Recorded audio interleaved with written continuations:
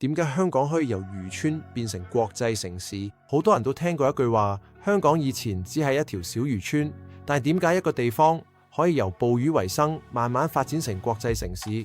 呢個轉變其實同地理、歷史同人嘅選擇有關。首先，地理位置係關鍵。香港位於中國南方沿海，水深廣闊，好適合船隻停泊。早期已經成為來往中國同海外嘅中轉點，無論係貨物定資訊都會經過香港。呢個天然優勢令香港好早就同世界接觸。第二，歷史時機影響發展方向。喺19世紀中，香港成為自由港，貨物可以自由進出，吸引商人同資金聚集。當周邊地方仍然受限制嘅時候，香港已經開始建立貿易同商業網絡。第三，人口流動帶嚟活力。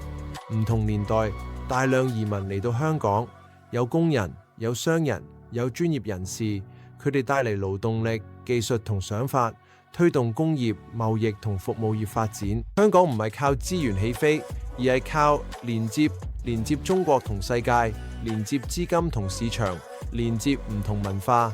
正因為呢一種角色，香港先可以由漁村慢慢成長為一個國際城市。